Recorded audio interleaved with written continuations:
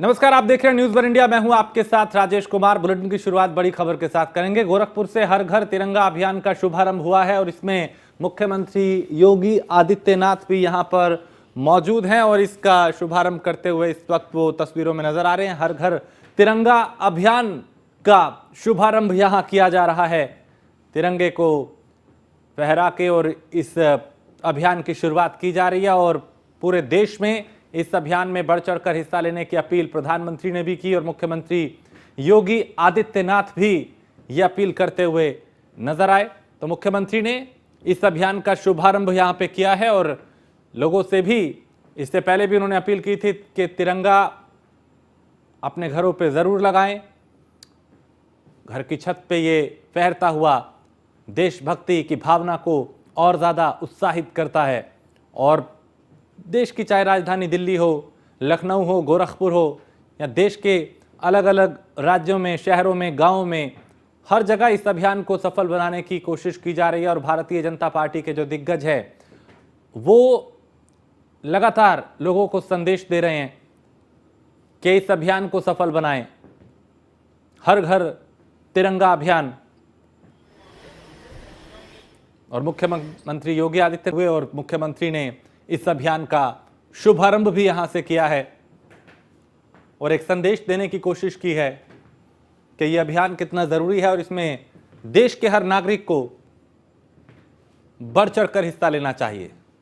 पिछले साल भी इस तरह की तमाम तस्वीरें देखी थी जिसमें हर तरफ 15 अगस्त स्वतंत्रता दिवस के मौके पर हर तरफ तिरंगे ही तिरंगा दिखाई दिया था।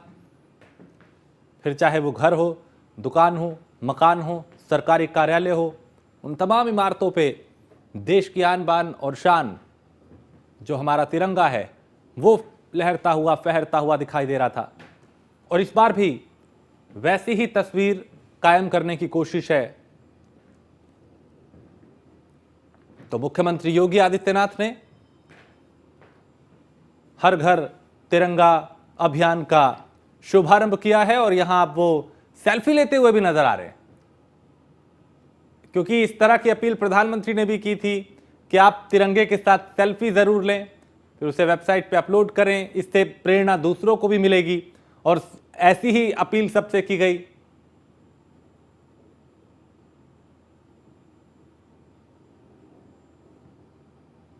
तो मुख्यमंत्री योगी आदित्यनाथ ने हर घर तिरंगा अभियान का यहां पे शुभारंभ किया है और वो खुद यहां पे तिरंगे के साथ अपनी सेल्फी लेते हुए नजर आ रहे हैं, सेल्फी स्टिक के साथ, और फिर इसे अपलोड किया जाएगा एक दूसरों को उत्साहित करने के लिए, प्रेरित करने के लिए कि आप भी ऐसा कीजिए। अपना चाहे घर हो, चाहे कार्यालय हो, वहां पे तिरंगा जब लगाएं तो उसके साथ सेल्फी लेके अपलोड करें और दूसरों से भी अपील करें कि इस अभियान में भाग लें। तो गोरखपुर दौरे पे मुख्यमंत्री योगी आदित्यनाथ है और सीएम ने आज जनता दरबार भी लगाया और जनता दरबार में फरियाद लेकर पहुंचे फरियादियों की उन्होंने समस्याओं को भी सुना और समाधान के निर्देश अधिकारियों को दिए। गोरक्षनाथ मंदिर में यह जनता दरबार लगाया और जब भी मुख्यमंत्री अक्सर गोरखपुर आते हैं तो जरूर सबसे पहले वो जनता दर्शन करते हैं, जनता दरबार लगाते हैं और दूर दराज से जो लोग उनके पास पहुंचते हैं अपनी शिकायतों को लेकर, अपनी समस्याओं को लेकर, जब कहीं उनकी सुनवाई नहीं होती तो वो सीधा मुख्यमंत्री के दरबार पहुंचते हैं और यहाँ पे एक उम्मीद के साथ वो पहुंचते हैं और वो उम्मीद कहीं ना कहीं उनकी पूरी भी होती है और मुख्यमंत्री पूरी गंभीरता के साथ एक एक शख्स जो वहां पहुंचता है, महिला हो, पुरुष हो, बुजुर्ग हो, बच्चे हो, उनसे वो मिलते हैं, उनकी समस्याओं को सुनते हैं, लिखित में उसको लेते हैं और वहां मौजूद अधिकारियों को ये निर्देश दिया जाता है कि जल्द से जल्द इन समस्याओं का समाधान हो। प्रशासनिक अधिकारी किसी भी तरह की कोई भी लापरवाही ना करें, ऐसी नौबत ना आए कि लोगों को यहां तक आना पड़े। इससे पहले भी वो इस तरह के कई निर्देश दे चुके हैं। तो सीएम ने लोगों की समस्याओं को सुना, उनका समाधान किया और कुछ का संबंधित विभागों के अधिकारियों को निर्देश दिया।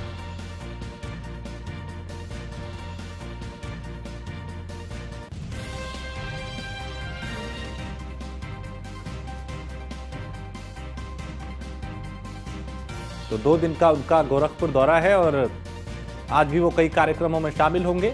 आज उनके दौरे का दूसरा दिन है। वेयर हाउस का भी वो उद्घाटन करेंगे। उससे पहले उन्होंने आज जनता दर्शन की, जनता दरबार लगाया।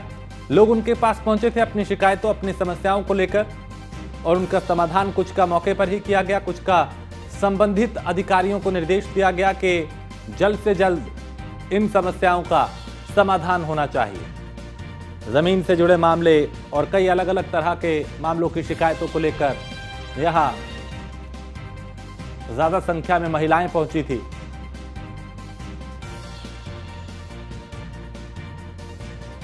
और मुख्यमंत्री योगी आदित्यनाथ ने अहिल्याबाई होलकर को श्रद्धांजलि दी और देवी अहिल्याबाई होलकर की पुण्यतिथि पे उन्हें विनम्र श्रद्धांजलि अर्पित की और धार्मिक और सामाजिक योगदान के लिए वो सदैव याद की जाएंगे। मुख्यमंत्री योगी आदित्यनाथ ने ये ट्वीट किया, उन्हें श्रद्धांजलि अर्पित की।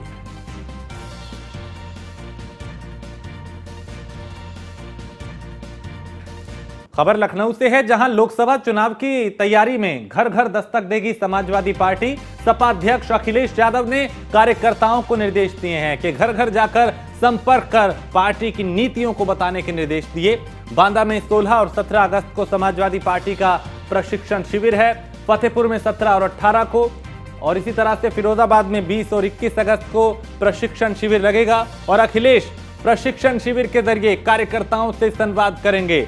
सुनील साजन और उदयवीर सिंह को बांदा के शिविर की जिम्मेदारी दी गई है, जबकि नरेश उत्तम को फतेहपुर के प्रशिक्षण शिविर की जिम्मेदारी दी गई है। तो लोकसभा चुनाव को देखते हुए चाहे समाजवादी पार्टी हो, भारतीय जनता पार्टी हो, बीएसपी हो या अन्य दल, हर दल की अपनी अलग रणनीति है और समाजवादी पार्टी भी पूरी तरह से मिशन 24 यानी मिशन 24 की तैयारी में जुटी हुई है। और इसको लेकर अब शिविर लगाए जाएंगे और उन प्रशिक्षण शिविर के जरिए कार्यकर्ताओं से संवाद किया जाएगा, उनसे यह आह्वान किया जाएगा कि घर घर जाके लोगों से संपर्क करें, उन्हें पार्टी की नीतियों से अवगत कराएं। तो लोकसभा चुनाव की तैयारी में घर घर दस्तक देगी समाजवादी पार्टी और सपा अध्यक्ष अखिलेश यादव ने कार्यकर्ताओं को निर्देश दिए कि समाजवादी पार्टी की जो नीतियां हैं उसको वो बताएं। तो अब चुनाव से पहले समाजवादी पार्टी भी पूरी तरह से एक्टिव हो चुकी है। मनीष मिश्रा लखनऊ से हमारे संवाददाता इस पे ज्यादा जानकारी के साथ हमारे साथ जुड़ चुके हैं। मनीष, अब समाजवादी पार्टी भी पूरी तरह से एक्टिव 24 को लेकर दिखाई दे रही है और घर घर जाकर जनसंपर्क करने के अभियान को अखिलेश यादव कह रहे हैं कार्यकर्ताओं को कि घर घर जाएं। निश्चित तौर से देखिए राजेश, आप आपको बताएंगे कि उत्तर प्रदेश सहित पूरे देश पे कर देंगे तो कहीं ना कहीं माहौल 2024 का बनना शुरू हो चुका है। हालांकि भारतीय जनता पार्टी ने की शुरुआत थोड़ी पहले कर दी थी प्रशिक्षण शिविर के, हमने देखा था, चाहे वो लखनऊ की बात करें, एक टोली बनाई गई थी, और चाहे उसकी बात हरियाणा की बात करें, लगातार प्रशिक्षण शिविर चल रहा है। अब समाजवादी पार्टी भी घर घर जाकर अपने अभियान को शुरू करने जा रही है, जिसके लिए प्रशिक्षण शिविर लगाए जाएंगे, जो कि 16 अगस्त से शुरू होकर 21 अगस्त तक चलेंगे। 16-17 को बांदा में होगा, 18-19 को फतेहपुर में होगा और फिरोजाबाद में 20-21 तारीख को होगा। हालांकि इसकी जिम्मेदारी भी तय कर दी गई है बांदा के लिए उदयवीर सिंह और सुनील सिंह जो बहुत खास माने जाते हैं सपा प्रमुख अखिलेश यादव को, उनको इसकी जिम्मेदारी दी गई। साथ ही साथ फिरोजाबाद की बात करेंगे तो उसकी जिम्मेदारी नरेश उत्तम पटेल, जो कि प्रदेश अध्यक्ष है समाजवादी पार्टी की, उनको दी गई है। देखिए, निश्चित तौर से 2024 की रणनीति बनाते हुए अब समय नजदीक आ रहा है, क्योंकि त्योहार का जो सीजन है वो शुरू होने जा रहा है। त्योहार के सीजन में लोग अपने घरों को जाते हैं, अपने जो दूर दराज के लोग होते हैं वो भी अपने घर को आते हैं। तो कहीं ना कहीं वो एक बहुत अच्छा मौका था कि अपनी रणनीति लेके आप कैसे घर घर जा सकते हैं, कैसे लोगों से संपर्क कर सकते हैं। इसी के तहत अब समाजवादी पार्टी भी घर घर जाके लोगों को जोड़ने की कवायद शुरू करने जा रही है। उसके लिए क्या रणनीति होगी, किस तरीके से उसको इंप्लीमेंट किया जाएगा, उसको लेके बाकायदा पूरा प्रशिक्षण शिविर लगाया जाएगा। उस प्रशिक्षण शिविर में किस तरीके से आपको समाजवादी पार्टी की नीतियां रखनी है, किस तरह से मोदी योगी की जो सरकार है उसकी विफलताओं को लेकर आपको घर घर जाना है, किस तरीके से उन्होंने जो वादे किए थे वो पूरे नहीं किए थे, उसकी पूरी एक बुक लिस्ट बनेगी, उसकी पूरी तैयारी की जाएगी। उसके साथ वो प्रशिक्षण शिविर में उनको बताया जाएगा किस तरीके से आपको बीजेपी के खिलाफ मोर्चा खोलना है। और साथ ही साथ अब क्योंकि समाजवादी पार्टी इंडिया का जो पार्ट है, INDI जो एक गठबंधन बना है उसका एक पार्ट है, उसके तहत अब अपनी जो पूरी पार्टियां हैं, जो विपक्ष की एकता है, उसको कहीं ना कहीं घर घर जाके जोड़ने की कोशिश की जाएगी। तो रणनीति साफ है कि आप घर घर जाके अपनी बात को रखेंगे, अपनी तरफ से समाजवादी पार्टी की नीतियों को रखेंगे, किस तरह से विफलताओं को दिखाएंगे योगी और मोदी सरकार की। पर आपको उसके लिए एक प्रशिक्षण देना होगा, अपने कार्यकर्ताओं को, फ्रंटर को तैयार करना होगा। सबसे अहम बात होती है कि जो आपके फ्रंट के जो नेता होते हैं, जो कार्यकर्ता होते हैं, उनको आप कैसे प्रशिक्षित करते हैं, इस पर पूरा केंद्रित किया जाएगा। ये प्रशिक्षण शिविर भी भारतीय जनता पार्टी की तरह है कि जिस तरीके से आप अपने फ्रंटल के ध्यान दे रहे हैं। हालांकि समाजवादी पार्टी ने इसके पहले भी ऐसा कोई बड़ा प्रशिक्षण शिविर नहीं शुरू किया था जिस तरीके से भारतीय जनता पार्टी करती नजर आई थी। पर अब कहीं ना कहीं एक्शन मूड में नजर आ रही समाजवादी पार्टी, अपनी कार्यकर्ताओं को प्रशिक्षण दे रही है। और देखा होगा कि 2022 में जिस तरीके से पूर्वांचल में एक अच्छी रणनीति के तहत काम किया था, अच्छी सफलता पाई थी, अब क्या 2024 में 80 लोकसभा सीट का दावा करने वाली भारतीय जनता पार्टी को कितने पे रोकने की कोशिश कर सकते हैं, ये देखने वाली बात होगी। प्रशिक्षण शिविर होगा, घर घर का अभियान चलेगा और मिशन 2024 में मिशन 2024 80 रोको अभियान पे रहेगी कहीं ना कहीं भारतीय जनता पार्टी के। जी बहुत शुक्रिया मनीष इस तमाम जानकारी के लिए। तो समाजवादी पार्टी पूरी तरह से एक्टिव दिखाई दे रही है और यहाँ पे अब अगर अलग अलग की जो रणनीतियां हैं वो बनाई जा रही हैं, चाहे घर घर जाके लोगों से संपर्क करने की बात हो या फिर प्रशिक्षण शिविर के जरिए कार्यकर्ताओं से संवाद करने की बात हो। खबर लखनऊ से है, जहां आतंकी अहमद रजा से पूछताछ में बड़ा खुलासा हुआ है और आतंकी हिजबुल मुजाहिदीन से जुड़ा आतंकी अहमद रजा और अहमद रजा साथी के साथ हमले की योजना बना रहा था। स्वतंत्रता दिवस पर हमले की साजिश रची जा रही थी और उत्तर प्रदेश एटीएस की पूछताछ में यह बड़ा खुलासा हुआ है। रजा की निशानदेही पर पिस्टल, 6 कारतूस भी बरामद हुए हैं और रजा के पास से बरामद ऑटोमेटिक पिस्टल यूएसए में जैश ए मोहम्मद के पाक आतंकी वलीद के संपर्क में था रजा। तो स्वतंत्रता दिवस तो रजा की निशानदेही पर पिस्टल और कई कारतूस भी इसके पास से बरामद किए गए और रजा के पास से बरामद ऑटोमेटिक पिस्टल यूएसए मेड है और जैश ए मोहम्मद के पाक आतंकी यानी पाकिस्तानी आतंकी वलीद के संपर्क में था रजा। और मुरादाबाद का अहमद रजा पुलिस कस्टडी में है, इस वक्त रिमांड पर है और उसने खुलासा किया। तो आतंकी अहमद रजा से पूछताछ में यह बड़ा खुलासा हुआ है।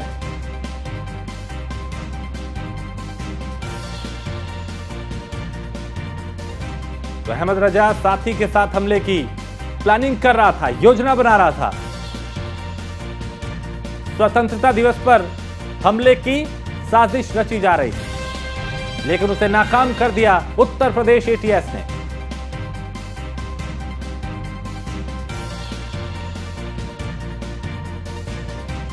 तो संदीप मिश्रा हमारे संवाददाता इस पे ज्यादा अपडेट के साथ। संदीप, एक बड़ी साजिश की प्लानिंग की जा रही थी, एटीएस ने नाकाम किया और क्या कुछ खुलासे इसकी पूछताछ में हुए?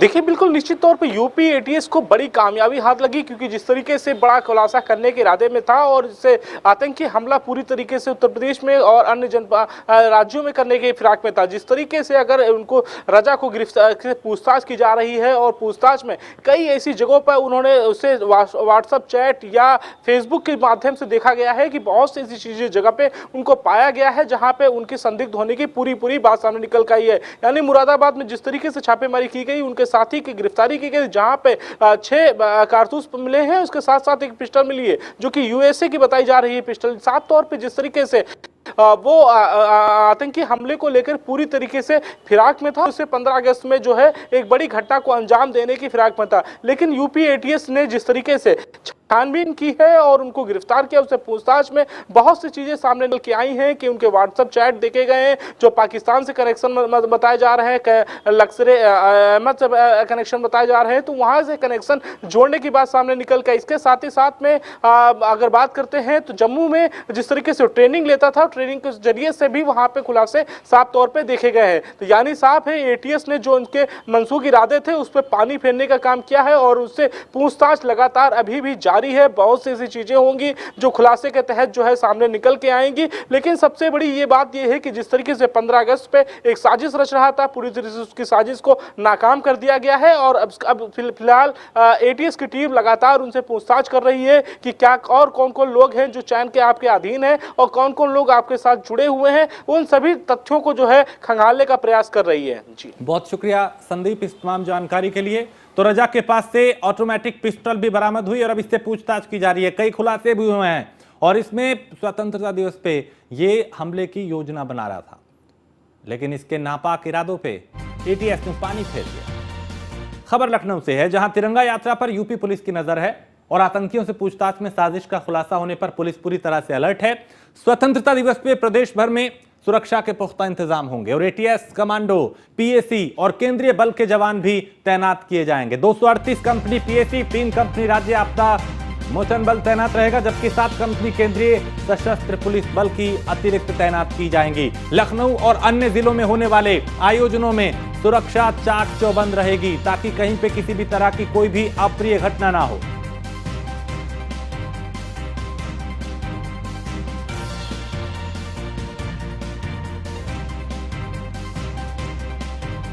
तो 238 कंपनी पीएसी और 3 कंपनी राज्य आपदा मोचन बल की तैनात रहेंगी। 7 कंपनी केंद्रीय सशस्त्र पुलिस बल की अतिरिक्त तैनाती रहेगी। तो लखनऊ और अन्य जिलों में होने वाले आयोजनों में सुरक्षा के पुख्ता इंतजाम रहेंगे। और यूपी के 10 पुलिस अफसर को गृह मंत्री पदक देंगे। उत्तर प्रदेश के 10 पुलिस अफसरों को उत्कृष्ट जांच के लिए ये पदक दिए जाएंगे। अपर पुलिस अधीक्षक पूर्णेंद्र सिंह और डीएसपी संजय कुमार रेड्डी को यह पदक मिलेगा। गजेंद्र पाल और संजय शर्मा, श्याम बहादुर यादव को भी यह पदक दिया जाएगा, सम्मानित किया जाएगा। योगेंद्र सिंह और पतिराम यादव, विपिन कुमार सिंह, मनोज कुमार सिंह को पदक भी मिलेगा। यानी गृह मंत्री पदक के लिए देश भर में 140 पुलिसकर्मियों को चुना गया है। और उत्तर प्रदेश के भी 10 अफसर जिनको ये पदक मिलेगा। एसके वाजपेयी ज्यादा जानकारी इस पे लखनऊ से हमारे संवाददाता देंगे। एसके वाजपेयी, उत्तर प्रदेश के भी 10 ऐसे अफसर जिनको ये सम्मान मिलने जा रहा है। बिल्कुल निश्चित तौर पर, क्योंकि 15 अगस्त के मौके पर उत्तर प्रदेश और साथ ही साथ देश भर के ऐसे पुलिसकर्मी जो उत्कृष्ट सेवाएं करते हैं उनको सम्मानित किया जाता है, जिसमें उत्तर प्रदेश के 10 ऐसे पुलिस अफसर शामिल हैं जो गृह मंत्री पदक पाएंगे। हालांकि इसमें ये जो अधिकारी हैं ये विशेष विवेचना कर रहे हैं, ताकि साथ ही साथ निष्पक्ष और बड़ी बड़ी वारदातों को अच्छी विवेचना के जरिए सॉल्व करने पर ये पुरस्कार पा रहे हैं। जिसमें लखनऊ से अगर हम बात करें तो एएसपी पूर्णेंदु सिंह है, उसके अलावा डीएसपी संजय कुमार रेड्डी है, गजेंद्र पाल, संजय शर्मा, इंस्पेक्टर श्याम बहादुर जैसे नाम शामिल हैं, जिनको 15 अगस्त के मौके पर गृह मंत्री पुरस्कार से नवाजा जाएगा। हालांकि ये पुरस्कार इन पुलिसकर्मियों को डीजीपी के माध्यम से मिलेगा, तो कहीं न कहीं एक बड़ा सम्मान उत्तर प्रदेश के इन 10 पुलिसकर्मियों को दिया जाएगा, क्योंकि वजह स्पष्ट है कि बहुत सारी ऐसी घटनाएं या ऐसे केसेस जिनको इन्होंने अपनी विवेचना के जरिए बेहतर ढंग से निपटाया और उनमें पैरवी कर बेहतर कार्रवाई की, जिस पर इनको यह पुरस्कार दिया जा रहा है। बहुत शुक्रिया एसके वाजपेयी इस तमाम जानकारी के लिए। तो उत्तर प्रदेश के 10 अफसर जिनको ये सम्मान मिलेगा। खबर लखनऊ से है, जहां डेंगू मरीजों के लिए अस्पताल में बेड आरक्षित किए गए हैं और शहर के 4 बड़े अस्पतालों में 67 बेड आरक्षित किए गए हैं। जुलाई से अब तक डेंगू के 31 मरीज मिले हैं। जनवरी से अब तक कुल 63 मरीज डेंगू के सामने आए, लेकिन इसको लेके स्वास्थ्य विभाग भी पूरी तरह से अलर्ट है।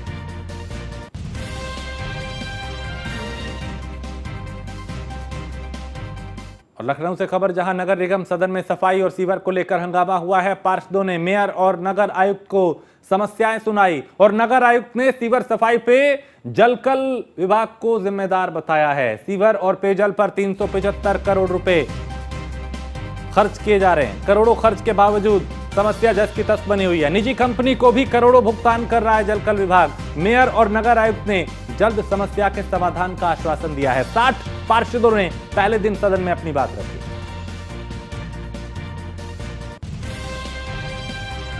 सीवर और मुख्यमंत्री योगी आदित्यनाथ गोरखपुर दौरे पे हैं। सीएम ने आज जनता दरबार लगाया और लोगों की समस्याओं को सुना। सीएम योगी ने लोगों की समस्याओं को सुनकर उनका कुछ का समाधान मौके पर ही किया और कुछ का संबंधित अधिकारियों को, विभागों को निर्देश दिया, विभागों के अधिकारियों को कि जल्द से जल्द इन समस्याओं का समाधान किया जाए।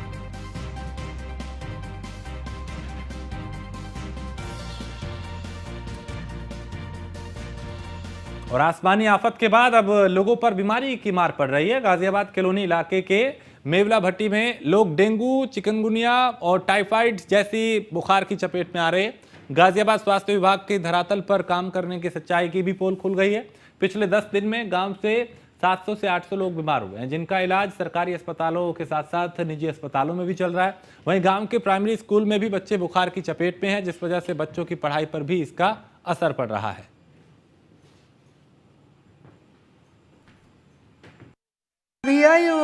कल से ही ज़्यादा है। हाँ, घने दिन तो नहीं हो, कल से ही ज़्यादा है। वैसे रात बहुत तेज बुखार है यहाँ। वैसे 3 बीमार हो लिए, 3 पोते। हाँ, तीनों का ही डेंगू ही हुआ है। मार तो ही डॉक्टर बढ़िया ही कर दे बेचारा। हाल ही में मेरे 2 बच्चे हैं। पहले बड़े वाले को फीवर हुआ था, 2 दिन रहा है। आज सुबह से मॉर्निंग से जो है छोटे वाले को भी हो गया है, और जो फीवर हो रहा है वो 102 प्लस जा रहा है। फीवर मतलब इतना भभक जाता है, शरीर जो है पूरा तप जाता है। पट्टी रख के हमें काम चलाना पड़ रहा है, तब जाके वो कंट्रोल हो रहा है। बहुत बुरा हाल है भाई। कितने लोग अब तक बीमार हुए होंगे? कम से कम 700-800 आदमी बीमार हो लिए। कितनी आबादी है गाँव? 4500। इससे पहले भी कभी ऐसा देखा? नहीं, पहले दफा ये। हम मतलब भैया 12 के 12 बीमार हुए।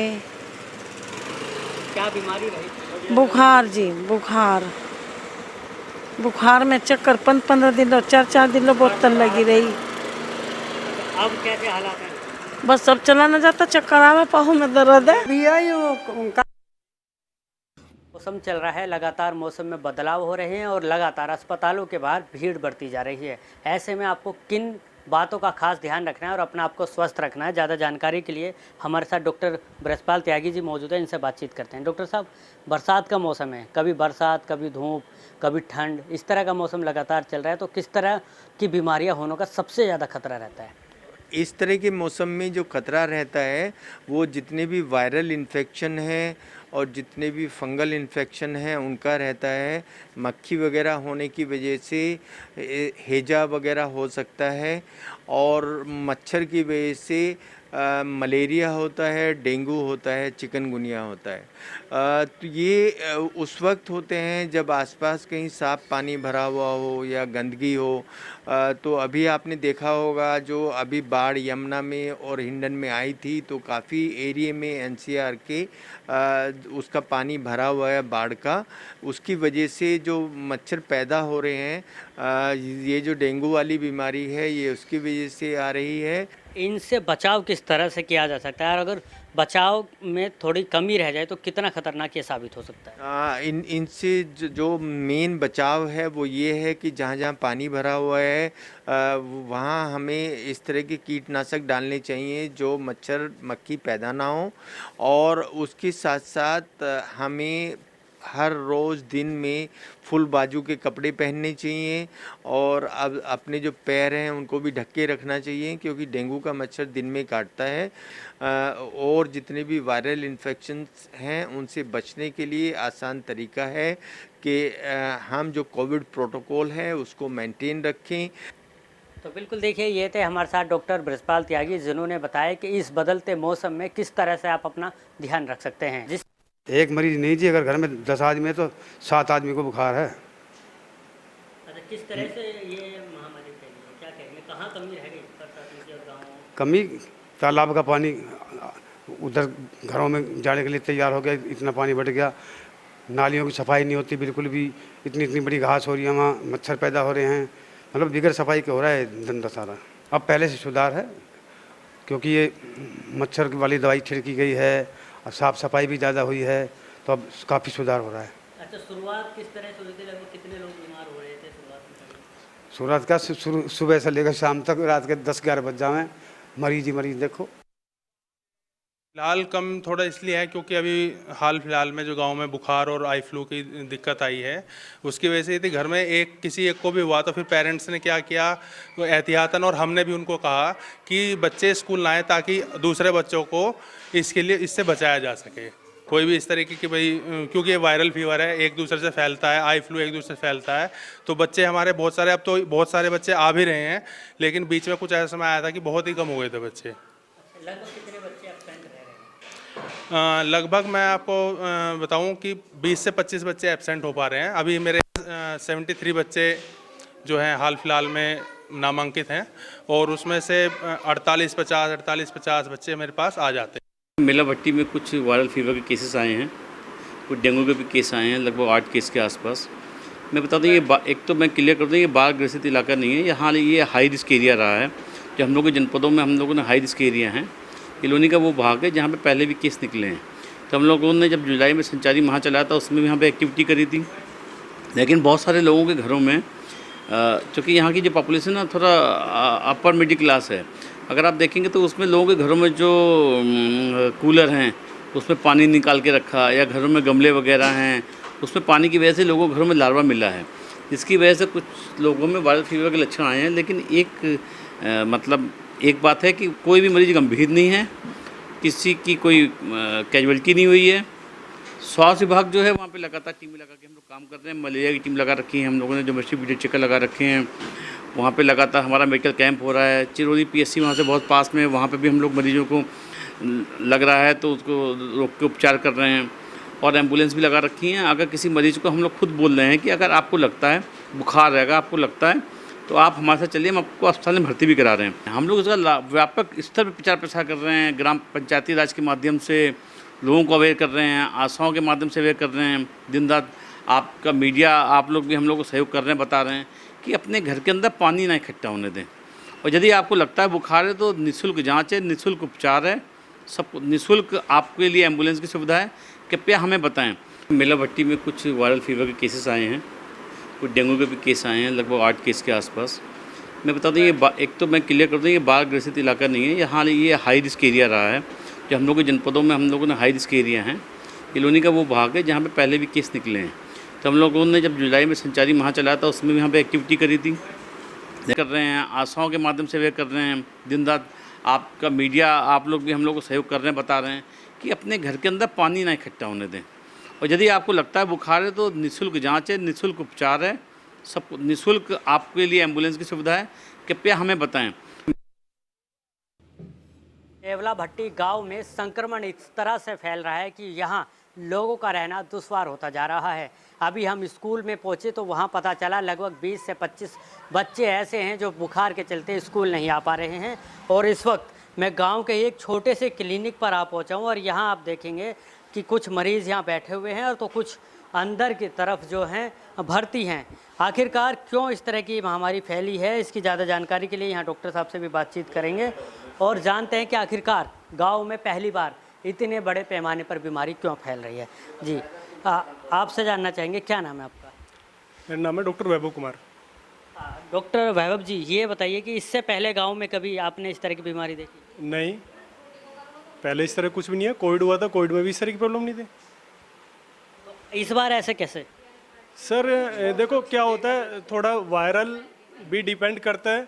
मलेरिया डेंगू तो देखो चलता ही है, लेकिन थोड़ा वायरल डिपेंड करता है बॉडी के ऊपर, क्योंकि जैसे फैमिली में किसी एक पर्सन को होता है तो उसी कारण दूसरे पर्सन को भी होने के चांस हो जाता है वायरल के साथ। ऐसे डेंगू ये नहीं है कि भाई एक से दूसरे को फैलता है ये। और जैसे मच्छर है, इसी गांव में इस तरह की प्रॉब्लम है और अदर तो कुछ है नहीं है।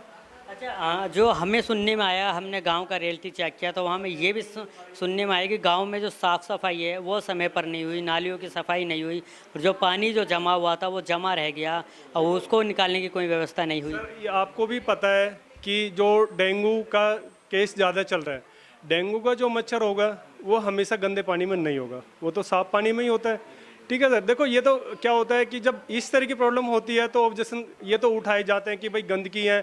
आप किसी गांव में चल जाओ, ऐसी चीज़ तो हर गांव में देखने को मिलती है। इनके साथ लगातार लोगों की मदद कर रहे हैं। क्या नाम है आपका? मेरा डॉक्टर RP सिंह।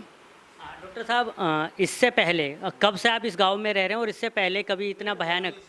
इसी गांव में मेरा जन्म हुआ है और इससे भयंकर महामारी मेरी इस समय में नहीं आई। मैं 63 साल का हो चुका हूँ और इससे ज़्यादा भयंकर नहीं हुआ कि घर में एक ठीक होकर आ रहा, 3 और लौट के आ रहे हैं 2 मिनट बाद ही। कह रहे हैं कि इतनी दिक्कत है, बहुत भयंकर परेशानी हुई है।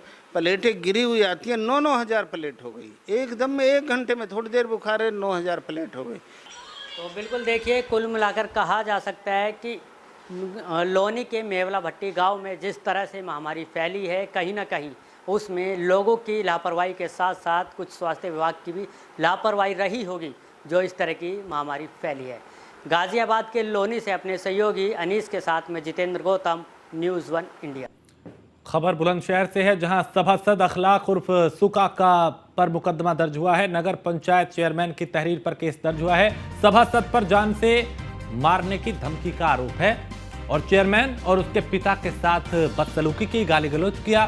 चेयरमैन के पिता के फोटो पर कालिख पोती गई और फोटो पर कालिख पोतकर वायरल करने का आरोप है। चेयरमैन सलमा अब्दुल्ला ने थाने में केस दर्ज कराया है। वार्ड नंबर 11 से सभासद है अखलाक उर्फ सुका। औरंगाबाद नगर पंचायत से चेयरमैन है सलमा अब्दुल्ला कुरैशी और औरंगाबाद पुलिस मामले में एफआईआर पुलिस ने दर्ज की है।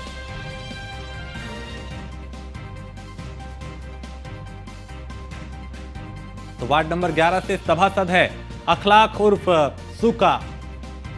औरंगाबाद नगर पंचायत से चेयरमैन है सलमा अब्दुल्ला कुरैशी। औरंगाबाद पुलिस ने एफआईआर दर्ज की है।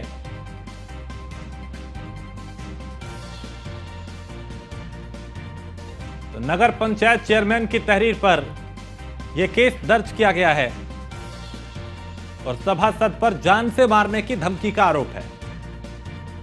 चेयरमैन और उसके पिता के साथ बदसलूकी की गई। चेयरमैन के पिता के जो तस्वीर थी उस पर कालिख पोती गई।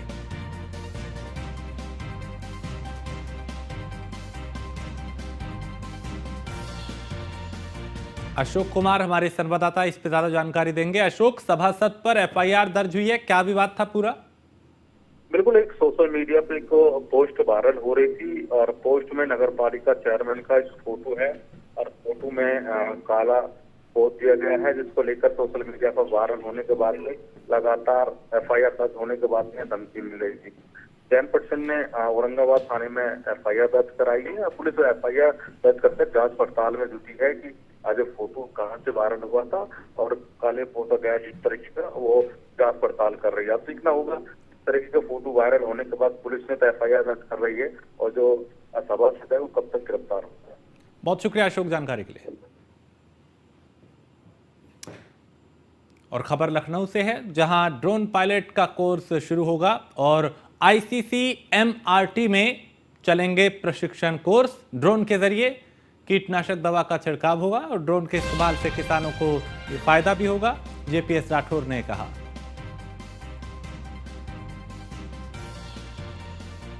तो ICCMRT में प्रशिक्षण कोर्स होगा और ड्रोन के जरिए कीटनाशक दवाओं का छिड़काव किया जाएगा और ड्रोन के इस्तेमाल से किसानों को फायदा होगा।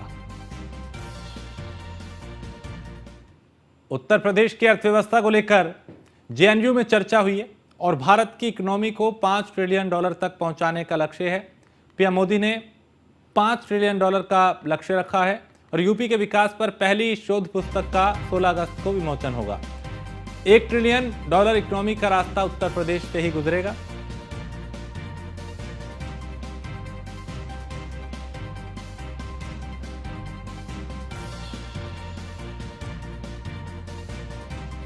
तो देश की अर्थव्यवस्था 5 ट्रिलियन और उत्तर प्रदेश की 1 ट्रिलियन का लक्ष्य सरकार का और $1 ट्रिलियन इकोनॉमी का रास्ता उत्तर प्रदेश से ही गुजरेगा।